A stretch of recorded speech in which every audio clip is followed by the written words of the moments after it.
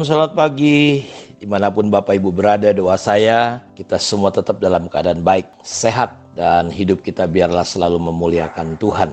Pagi ini kita akan kembali ngelihat ayat hafalan kita dari Yeremia pasal 17 ayat 9. Betapa liciknya hati, lebih licik daripada segala sesuatu. Hatinya sudah membatu, siapa yang dapat mengetahuinya? Hati itu licik, kata terjemahan yang lain, melebihi segala sesuatu dan benar-benar parah. Siapa yang dapat memahaminya? Jadi kita bisa tidak tahu bagaimana keadaan hati kita yang sebenarnya. Karena itu dikatakan betapa liciknya hati, lebih licik daripada segala sesuatu. Hatinya sudah membatu, siapa yang dapat mengetahuinya? Jadi terkadang kita tidak sadar kondisi keberadaan hati kita. Kita pikir kita masih dalam keadaan baik-baik, benar. Kita pikir kita masih oke. Tapi ternyata apa yang kita pikirkan di dalam hati kita itu tidak seperti yang kita pikirkan. Berbeda. Karena itu Yeremia mengatakan bahwa licik sekali hati. Bahkan kalau kita tidak bisa mengatasi kelicikan hati kita bisa berubah menjadi membatu, mengeras. Amsal berkata kalau hati seseorang udah mengeras, tegar, susah untuk disembuhkan. Karena itu kita sama-sama tahu bahwa orang Israel gagal masuk tanah Kanaan karena hatinya tidak percaya. Kenapa hati mereka tidak percaya? Kalau kita baca ayat sebelumnya, mereka menolak, mengeraskan hati. Mereka menolak suara Tuhan yang mereka dengar pada hari itu. Dan mereka akhirnya menjadi sesat, menjadi jahat, menjadi tegar. Akhirnya hatinya jadi membatu. Mereka pikir mereka masih jadi umat Tuhan, berpikir oke, iya. Tapi ternyata tidak demikian. Kata membatu menggunakan kata aunas. Artinya hatinya sangat payah, sakit, tidak tersembuhkan, tidak dapat sembuh, incurable, disparate, tak tersembuhkan. Hatinya gampang putus asa, sangat jahat, menyedihkan. Tuhan Yesus ketika satu hari dia menjumpai murid-murid, ketika mereka di dalam badai yang terjadi, dia agak sedikit menegur. Bukan menegur, sebenarnya begitu keras. Berapa lama lagi aku bersama-sama dengan kamu? Sejak peristiwa roti itu kamu nggak ngerti juga. Berapa lama aku harus bersama dengan kamu? Hei, orang yang bodoh, orang yang bebal. Kita lihat saudara. Jadi berulang-ulang Tuhan Yesus menyatakan kuasanya di antara murid-murid. Tapi mereka nggak nangkep. Mereka payah sekali. Hatinya keras. Ada kebodohan, ada kedegilan di dalam hati mereka. Sehingga mereka tidak mudah percaya. Berbeda dengan misalnya Abraham. Ketika Tuhan bicara, lalu percayalah Abraham. Dan hal itu diperhitungkan sebagai kebenaran. Berbeda dengan Ishak. Ketika Ishak harus dipersembahkan. Ishak, saudaraku, percaya saja. Salah satu ciri hati yang lembut, tidak membatu, itu mudah percaya. Tidak banyak neko-neko. Tapi kalau hati kita sudah membatu, ini susah sekali. Payah, kata Alkitab. Karena itu penting sekali kita menjaga hati kita, supaya hati kita yang terkadang licik ini tidak berubah menjadi membatu.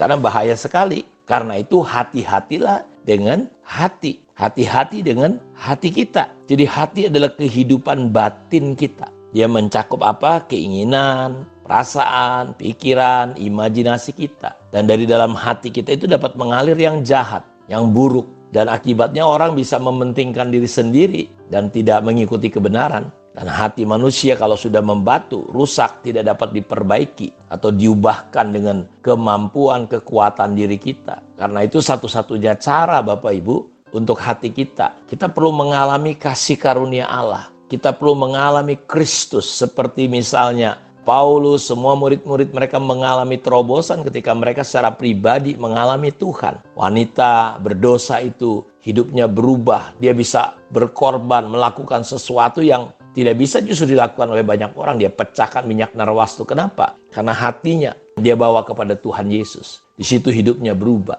Jadi kita perlu mengalami kasih karunia Allah lewat kelahiran kembali. Jadi hati yang lembut, hati yang benar, hati yang baik. Dia membenci kejahatan dan senang melakukan kehendak Allah. Dan Tuhan bernubuat bahwa dia akan memberikan hati yang lembut kepada kita. Bukan hati yang keras, tapi hati yang lembut. Dan kita harus serius dengan prinsip ini. Kenapa? Karena Allah melihat hati dan dia tinggal di dalam mana? Di dalam hati kita.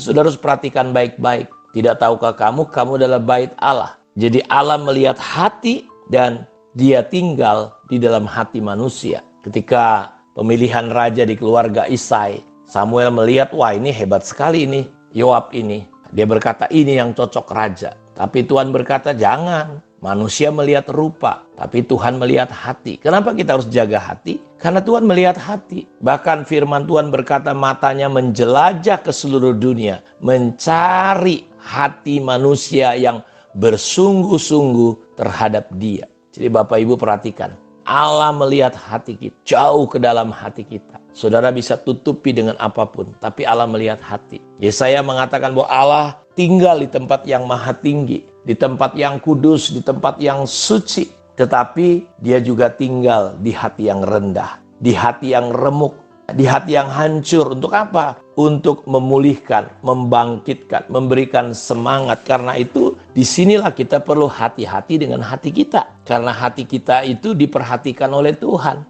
Hati kita itu adalah tempat tinggalnya Allah. Kita perlu menjaga hati kita sungguh-sungguh. Supaya apa? Supaya Tuhan bisa tinggal diam bersama dengan kita. Dia bukan hanya ingin tinggal di surga, tetapi dia ingin tinggal di antara manusia, di antara kita. Nah, ini penting sekali. Kita harus memahami prinsip ini. Jadi saya berdoa supaya kita perlu jaga hati kita yang punya kecenderungan tidak baik, tidak benar. Karena Alkitab berkata tidak ada seorang pun yang benar, seorang pun gak ada yang benar. Semua sudah jatuh ke dalam dosa. Kita perlu penuhi hati kita, pikiran kita. Makanya Daud dia berdoa di dalam Mazmur 51 ayat 1. Jadikanlah hatiku tahir ya Allah. Perbaharuilah batinku oleh roh yang teguh.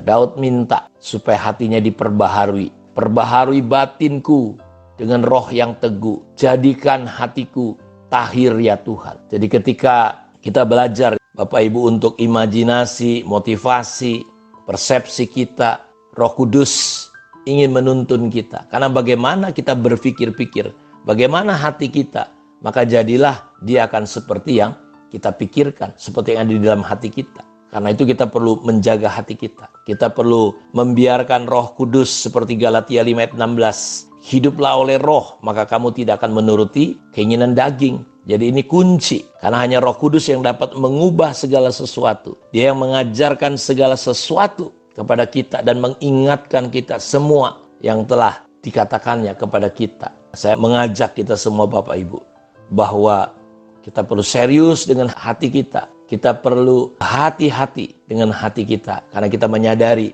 Tuhan memperhatikan hati kita dan Dia ingin tinggal di dalam hati kita. Betapa suci dan salehnya lah kita harus menjaga kehidupan kita ini. Kiranya renungan ini menolong kita semua untuk semakin kita hati-hati dengan hati kita. Mari kita berdoa. Bapa, terima kasih untuk kemurahan dan anugerah-Mu ya Tuhan yang luar biasa di tengah-tengah kami. Engkau menolong dan memberkati hidup anak-anak-Mu dimanapun mereka berada, untuk kami belajar bahwa hal yang terpenting, persoalan kami bukan masalah kami kurang pintar atau kurang apapun, tapi masalah kami terkadang kami tidak pandai menjaga hati kami. Karena itu kami datang kepadamu, kami bawa hati kami, kuduskan, sucikan, jadikanlah hati kami tahir, buatlah hati kami menjadi teguh, perbaharui roh dan pikiran kami ya Tuhan, sehingga kesehatan, mujizat, iman, hati yang mudah percaya sungguh-sungguh terjadi di dalam kehidupan kami. Terima kasih, kami bersyukur di dalam nama Yesus Kristus kami berdoa. Amin. Tuhan memberkati kita. Shalom.